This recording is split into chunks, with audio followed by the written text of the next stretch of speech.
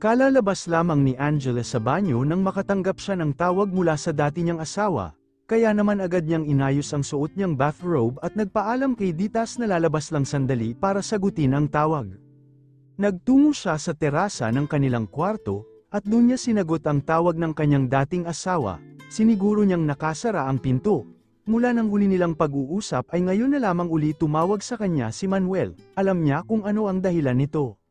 Yes, Manuel, long time no talk, sumandal siya sa railings ng terrace paarap sa pinto, at dahil gawa sa glass ang pinto, mula sa kinaroroonan niya avenue kita niya sa loob si Ditas Papagiraraki ay abala sa pagtitingin ng mga pictures nila kanina. How's my baby? Kapag po'y pangungumusta niya sa anak nila na nasa puder nito ngayon. Yeah, long time no talk, Waffen is fine, I called because I wanna ask you something, and, I know alam mo na yon. What's your reason, Angela? Naghihiganti ka sakin, di ba? Why giving me the island? Is that part of your plan? Are you surprised? It's my gift for you. Hindi mo ba nagustuhan? Angela, naguguluhan ako. Bakas na bakas nga niya ang pagkalito sa boses nito. Panahon na siguro para matapos na ang gusot sa pagitan nilang dalawa. Alang-alang na rin sa anak nila. I'm serious, Manuel. That island is my gift for you. As my dating husband. Kahit papaano naman ay naging masaya ako sa loob ng mga panahong nagsama tayo. We have lots of happy memories together. Maybe, yun na lang ang aalalahanan ko, for me to be able to forgive you. So, just sign all the documents and accept my gift. Sa'yo naman talaga yun in the first place. Alam ko kung gaano ka-importante sa'yo ang project sa isla. Nasaksihan ko kung paano ka nagsumikap para sa proyektong yun. Tanggapin mo na lang. Angela, I'm sorry, dahil pumasok sa isip ko na sirain ang buhay mo nang dahil lang sa ginawa mo sakin. I didn't understood your side. I know naman na napilitan ka lang na magpakasal sakin noon, at napilitan ka lang na mahalin ako, para lang maging maayos at hindi miserable ang pamilya natin. You suffered enough, Manuel, siguro sapat na sakin yun para maisip na quits na tayo. Nasaktan mo ako, at nasaktan na rin kita. We're now even, so, I've decided to forgive you. You can now continue your life without minding what would I do next. Pwede ka nang huminga ng maluwag. Para makahinga na rin ako ng maluwag. Minahal niya si Manuel, totoong minahal niya ang lalaki, nagkaroon sila ng magandang pagsasama, at gumawa ng napakaraming magandang memories. May maliit pa silang anak na kailangan nilang tutukan, mahalin, at alagaan. Lumipas na ang galit niya. Kaya naman ngayon ay nagawa niya ng magdesisyon na makabubuti sa kanilang dalawa ni Manuel lalo na sa anak nila. Hiwalay na sila, pero hindi yun magiging hadlang para magkaayos silang dalawa. Pwede pa nilang ayusin ang nasirang samahan, hindi para sa mga sarili nila, kundi para kay Waffen. Kung patungkol kay Manuel ang pag-uusapan, ang tanging tumatakbo na lamang ngayon sa isipan niya ay ang anak niya. Wala na siyang ibang iniisip kundi ang kapakanan ni Waffen, at ang magiging kinabukasan nito. Bata pa ito, pero alam niyang sa loob-loob nito ay nalulungkot din ito dahil sa kinahantungan nila ng daddy nito. Ayaw niya nang dagdagan pa ang lungkot na nadarama ng anak niya. Kaya naman panahon na para patawarin ang ama nito at magkaroon na ng peace sa pagitan nilang dalawa ni Manuel. Para sa kapakanan ni Waffen, Angela, what did I do to deserve your forgiveness? I hurted you. I ruined our family. I betrayed you. How can you forgive someone like me? You can hurt me more if you want. I won't mind na saktan mo ako, gaya ng ginawa ko sa'yo. Stop being maarte, Manuel, pinapatawad na kita, tanggapin mo na lang, pinatatawad na kasi ito, tapos mukhang ayaw pa. I just can't believe it, Angela, ang laki ng kasalanan ko sa'yo. Then, you're forgiving me that easily? It's just so far from I expected. Akala ko marami ka pang planong gawin para maghayganti sa'kin. So, you don't want my forgiveness, you want me to continue my revenge. No, hindi naman sa ganun. So, just accept my forgiveness and live your life at peace. The end. Period, no erase. Magkaayos na lang tayo para kay Waffen, alright?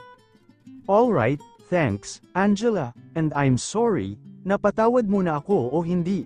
I'll still apologize to you for life, because of what I did. I wish your happiness. Angela, dama niya ang sincereness sa boses nito, na nagpangiti sa kanya ng totoo. Thanks, Manuel, tumayo na siya ng maayos. Alright, this talk was Long na, at lumalalim na ang gabi. Gabi na, Manuel. Good night. Maya-maya lang ay narinig niya ang pagbukas ng pinto ng terasa, at kasunod nun ay naramdaman niya ang pagyakap ng maliit na mga braso sa baywang niya mula sa likuran niya. Sino yung kausap mo? Si Sachi ba yun? Nakita kasi kitang ngumingiti at tumatawa kanina. Or, si Empress. Nilinggan niya ito at nginitian, just someone, let's go, matulog na tayo. Rest now, we have to talk something seriously. Kauuwi lamang nila rito sa mansion niya rito sa Avida, at kagabi niya pa napapansin ang kaseryosohan ni Angela. Nagsimula yun matapos nitong makausap ang tumawag rito kagabi.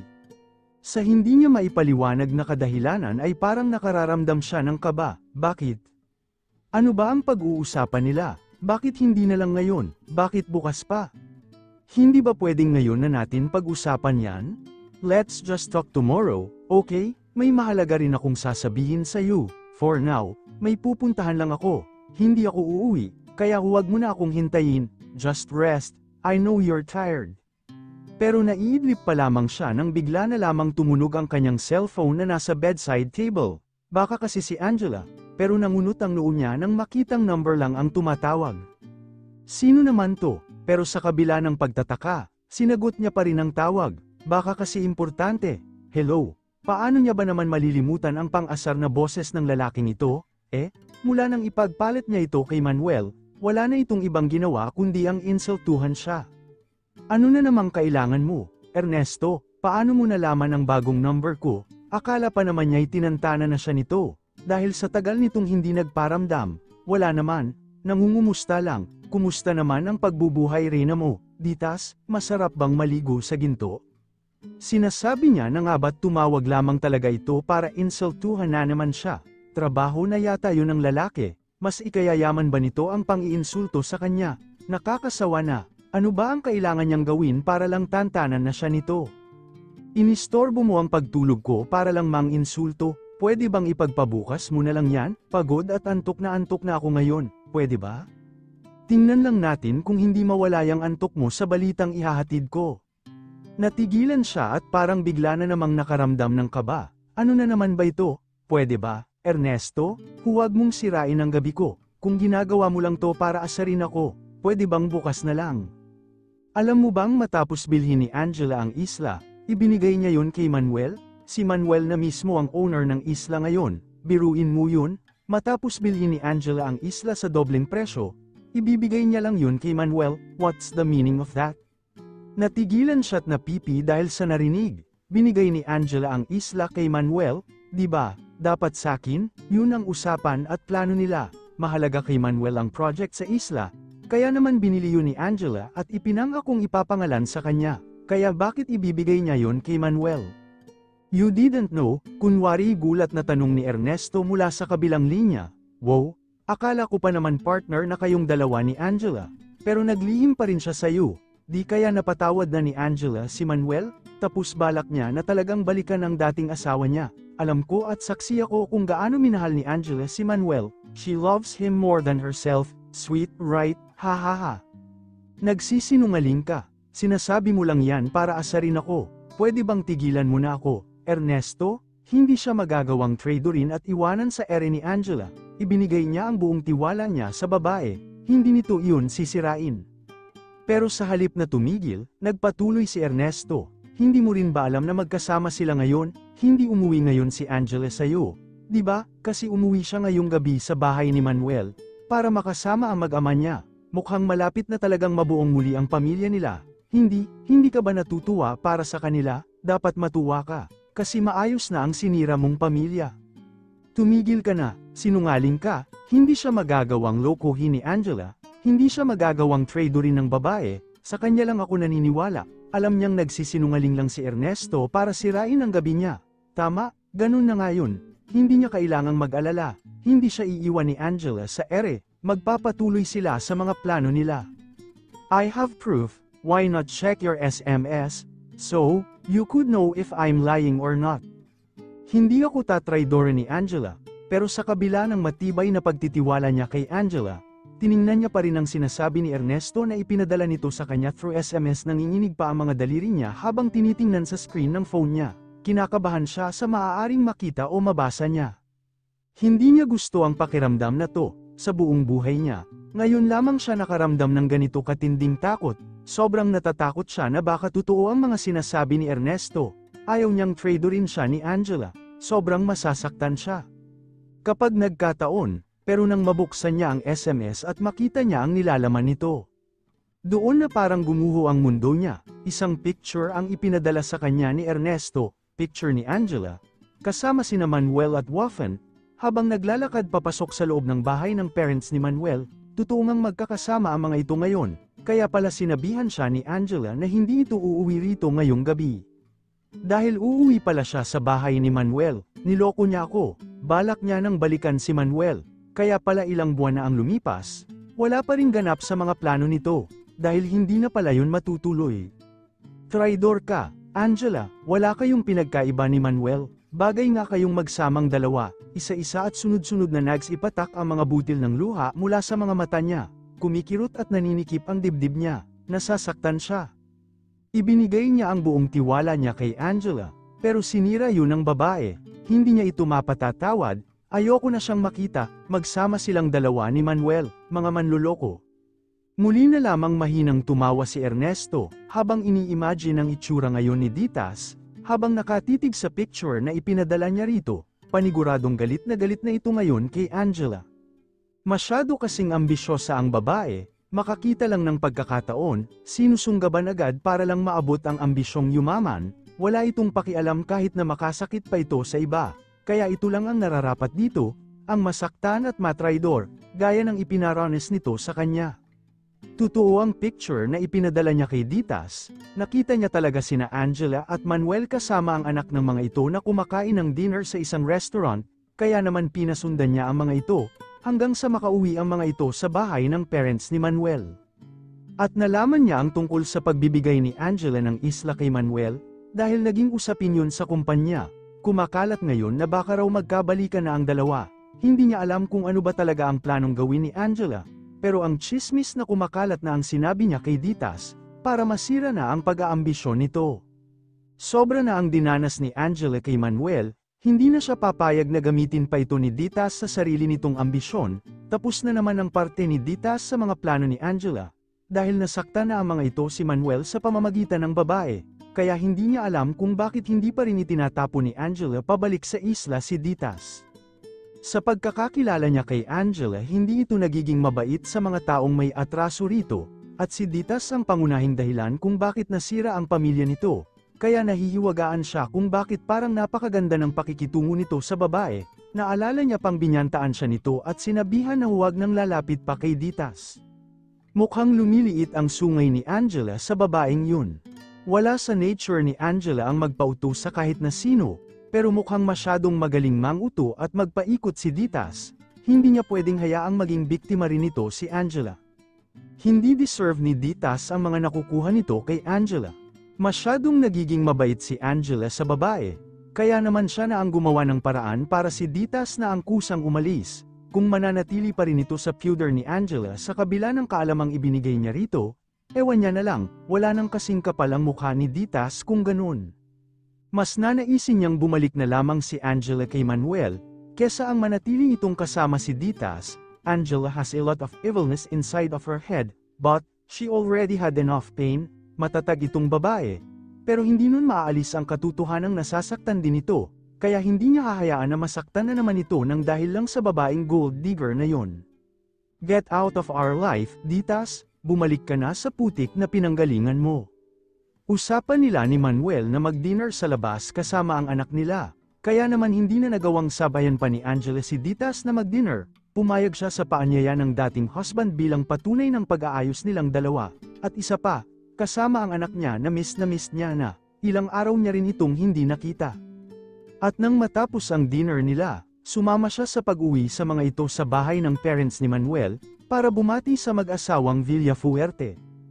Pero wala siyang balak magstay, kahit pa pinipilit siya ng mag-asawa na doon na matulog, may event ngayon sa casino, at hindi siya pwedeng mawala dun, kaya nga nagpaalam na siya kay Ditas na hindi siya makauuwi sa bahay nito ngayong gabi.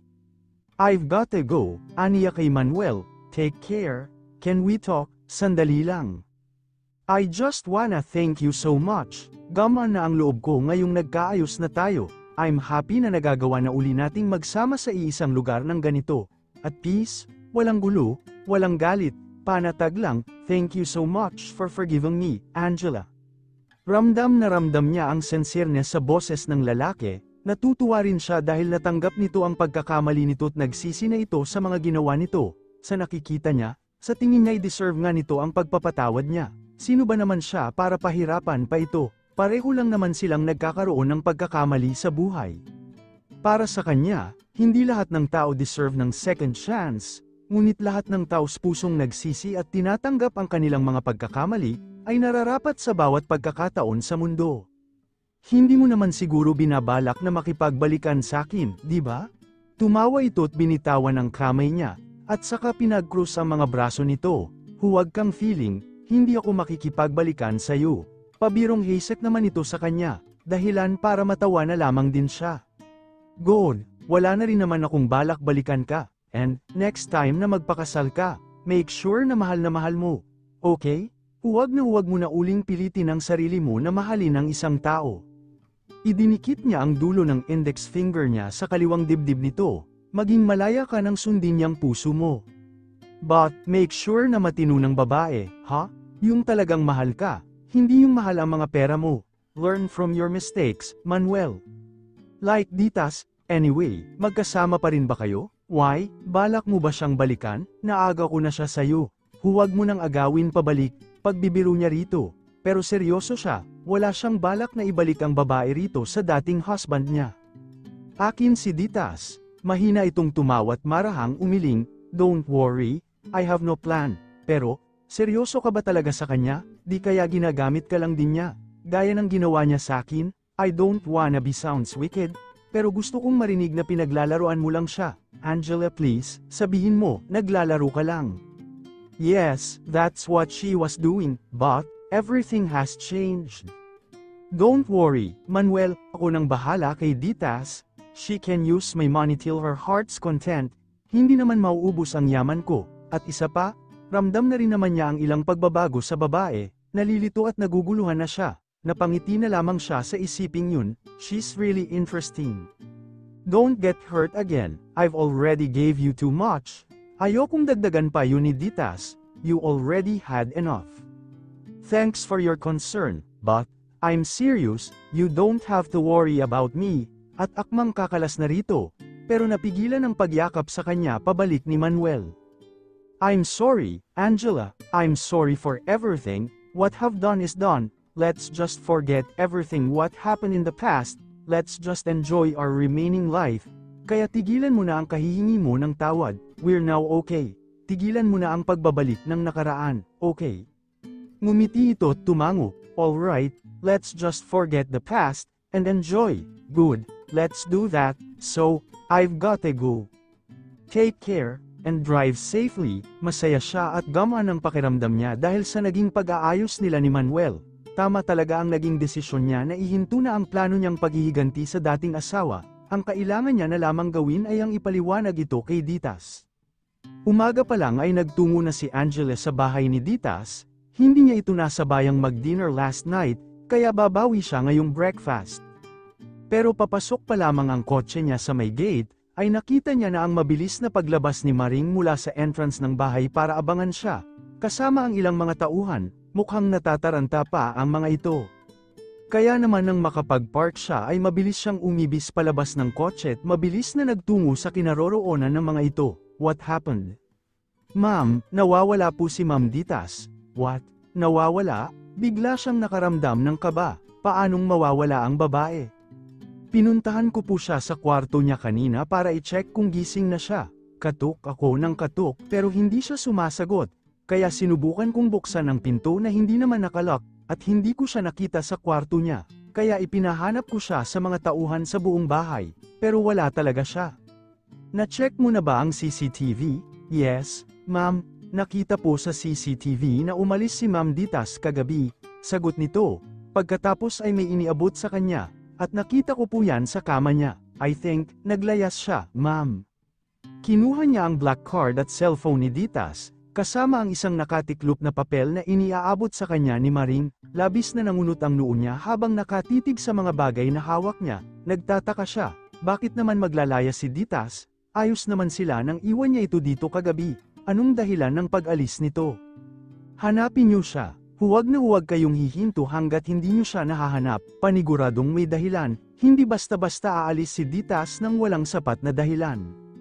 Muli siyang napatingin sa tatlong bagay na hawak niya, particularly sa nakatiklop na papel, hold days, at gaya ng inaasahan niya, isa itong iniwang sulat mula kay Ditas. Huwag mo na akong hanapin pa, manloloko ka rin, Angela, pareho lang kayong manloloko ni Manuel, akala mo hindi ko malalaman na balak mo nang balikan ang asawa mo, hindi mo ako habang buhay na maloloko. Tapos anong plano mo pagkatapos? Ibabasura mo ako. Ibabalik mo ako sa isla at babawiin ang lahat ng ibinigay mo sa akin, ganti mo sa akin ito. Simula pa lang, nagpapanggap ka na talaga para mapaikot ako. Kunwari hindi ka galit sa akin, kunwari naiintindihan mo ko. Pero ang totoo, kinamumuhian mo rin ako dahil inagaw ko sa'yo si Manuel. Pinaikot mo lang ako, pinaglaruan, pinagmukhang timang. Siguro tawang-tawa ka na ngayon, no? Pues, inunahan na kita. Hindi ko hahayaan na maipamukha mo pa sa akin iyang paglalaro mo sa akin, kaya kusa na akong umalis, huwag mo na akong hahanapin pa, ayoko nang makita pa ang pagmumukha mo, huwag kang mag-alala, dahil wala akong dinala sa mga ibinigay mo, maliban lang sa mga suot ko, at saka ilang cash na nasa loob ng pataka ko, yung kwintas nga pala na binigay mo, tinapon ko na, binasura ko na rin, gaya ng gagawin mong pagbabasura sa akin, lanjiya kayong dalawa ni Manuel. Saan niya ba nakuha ang idea na niloloko ko siya? Hindi siya makapaniwala na magagawa nitong maglayas, at iwan ang mga bagay na matagal na nitong pinangarap, nang dahil lang sa pag-aakalang niloloko niya ito at binabalak niya na ang makipagbalikan sa dati niyang husband. Hanapin niyo ang necklace na parating suot ni Ditas, tinapon niya yon sa kung saan. Yes, ma'am, paano niya pa magagawa ang makapasok ngayon kung nag-aalala siya ng ganito kay Ditas? God, Ditas, where are you?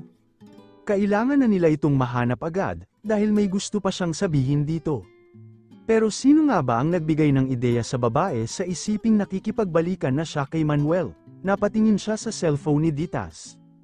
Aalamin ko yan, saan na ako ngayon pupunta? Osal ni Ditas, at saka pagod na naupo sa bench ng park na nadaanan niya sa paglalakad niya ng walang patutunguhan.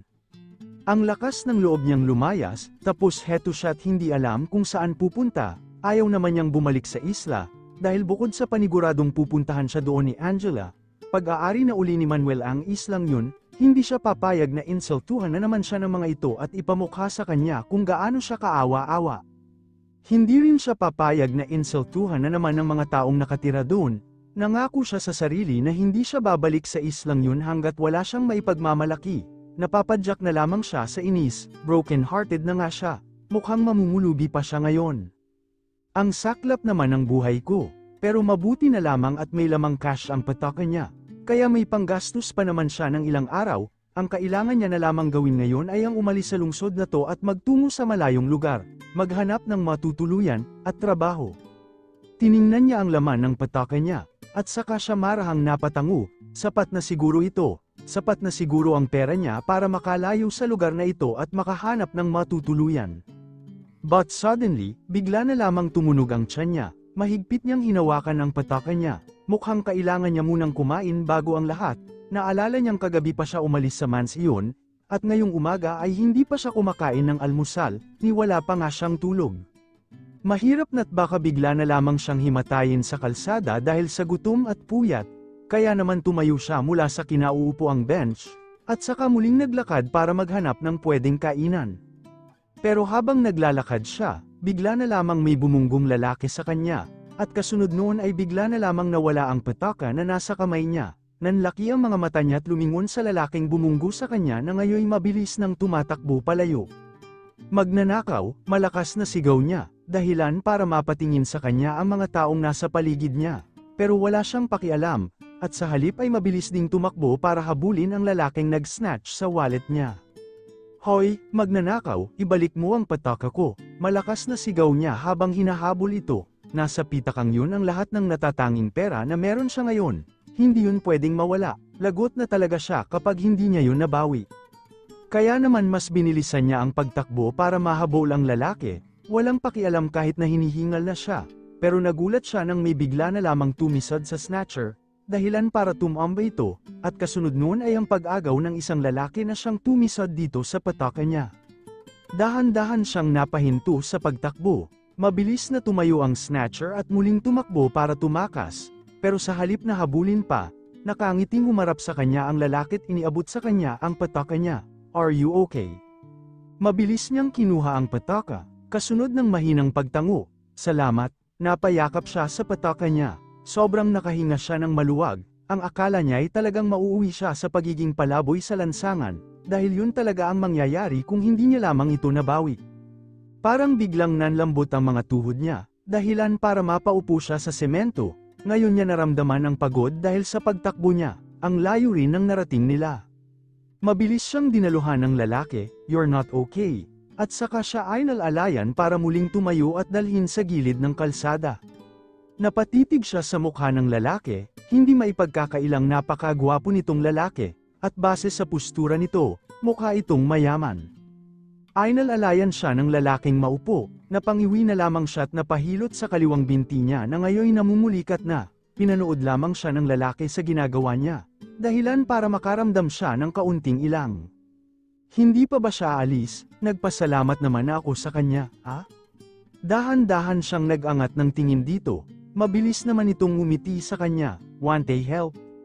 Kaya mabilis siyang umiling, "Kaya ko na ito, salamat ulit, ha?" "You're welcome." Pagkatapos ay bigla na lamang nitong inilahad ang isang kamay nito sa kanya, "By the way, I'm Paul, you are."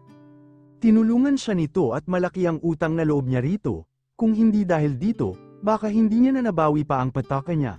"Ditas, salamat ulit, Paul, kundi dahil sa'yo, wala na akong pera ngayon." Kasunod nun ay ang bigla na namang pagtunog ng tiyan niya, dahilan para mahinang matawa si Paul, napangiwi na lamang siya sa kahihiyan. "Gusto mo bang kumain? May alam akong kafe malapit dito."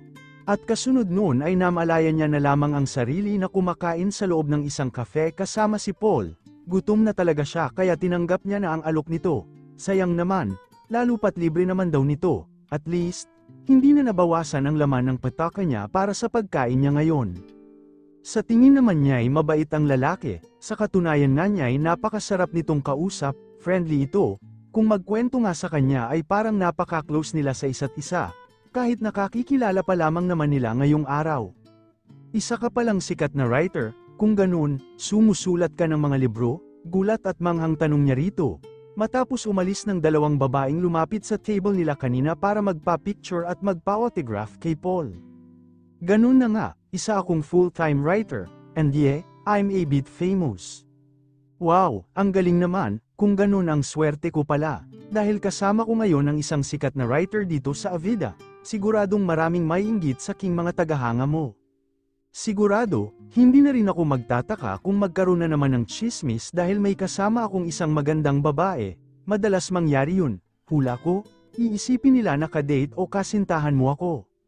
Sigurado yun, ikaw naman ang magkwento, saan ka ba pupunta at pag-alagala ka sa kalsada, dahilan para unti-unti nang mawala ang ngiti sa mga lobby niya, naalala niyang naglayas nga pala siya. Bigla na naman siyang nakaramdam ng lungkot, naalala niya na naman si Angela, paniguradong alam na ngayon ng babae ang ginawa niyang paglalayas, hinahanap kaya siya nito, siguradong hindi, baka nga nagpapaparty na ang babae dahil nagkusa na siyang umalis. Kaya pala ipinasyal siya nito sa falls, huling pakonsuelo na pala yun sa kanya bago siya ibasura, may pangako pa ito sa kanya na babalik sila roon at isang buwan na magbabakasyon, tapos ganito lang pala ang mangyayari. Sinungaling siya, nagsisisi siya na ibinigay niya rito ang buong tiwala niya, itutuloy ang inabot niya, nanikip ang dibdib niya, nasasaktan siya ngayon, pero ano pa ba ang magagawa niya? Nagpauto siya sa babaeng yun, kasalanan din naman niya. "Ditas, are you okay?" Napansin siguro nito ang biglaang pagbabago ng mood niya, pati na rin ang pamumula at pamamasa ng mata niya. "Naglayas ako, at gusto kong lumayo sa lugar na ito, yun lang, huwag ka nang magtanong kung bakit, dahil ayokong pag-usapan, baka maiyak lang ako rito." "I understand, ayaw na kasi talaga niyang pag-usapan, Ayaw niyang umiyak sa isang publikong lugar. Nakakahiya. Salamat, at saka na nila muling binago ang topic, pilit na ibinalik ni Paul ang kaninang masayang atmosphere sa pagitan nila. Pero muli yung nawala nang may isang lalaki ang bigla na lamang dumating. Tumayo si Paul para batiin ang lalaki. Cousin, finally, you're already here? Mabilis siyang napatayo, kasabay ng panlalaki ng mga mata niya. Habang nakatingin sa dalawa, magpinsan kayo? Humarap sa kanya ang bagong dating na lalaki. Ditas, can I have a talk with you? Naikayam niya ang mga kamao niya. At saka matalim na tinignan ang lalaki, wala tayong dapat pag-usapan, Manuel.